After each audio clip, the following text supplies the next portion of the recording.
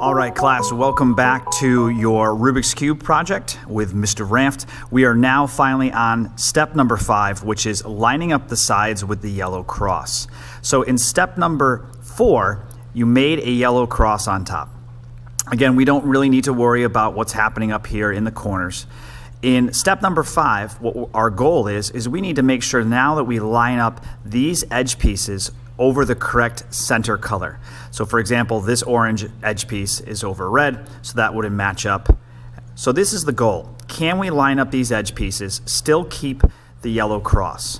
So the first thing I'm going to do is I'm going to be moving my up face and trying to see if I can match any of those edge pieces. So for example, yellow cross, red, yellow edge piece is now over red center.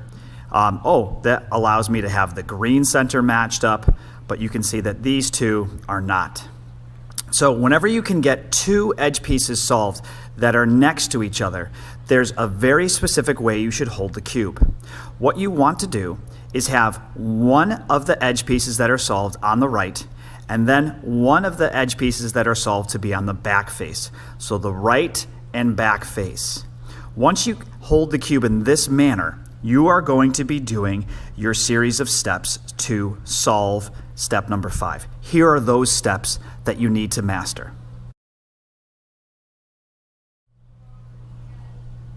They are right, up, right, inverted, up, right, right, inverted, up. By doing those moves, I now have lined up all of my edge pieces with my yellow cross. So that's it. If you can get two edge sides next to each other, hold one on the right, one on the back face, do those series of moves, you will solve step number 5. Now there is one common problem that happens in step number 5. Let me show you what it is. Okay. So one of the most common problems that students come across in step number 5 is when turning the up face to see if they can match up any of the sides. So for example, here's green and orange.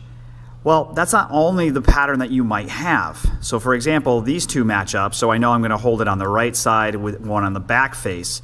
But what happens if I have a cube and I'm turning the up face to try to match, and for example, I've got blue, but there's no edge piece next to it. The color that's matching is on the back side.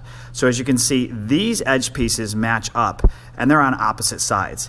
If you have that, in which you have two edge pieces of yellow cross, but they're opposite sides of each other, you need to hold the cube so that one is in the front, and then one is in the back. And if you do your series of moves, it should help solve the cube. So one edge piece solved in the front, one in the back. I'm going to do my moves. Right, up, right inverted, up, right, up, right inverted, up. By doing those moves, what I now have, it's not solved just yet, but now what I have is I have two edge pieces that are solved that are next to each other. So now I'm going to hold the cube so that one of the solved edge pieces is on the right, and of course one is on the back face. Now I'm going to do my moves. Right, up, right inverted,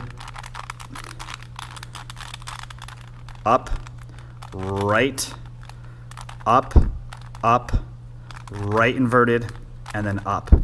So by doing those moves, I now have solved step number 5.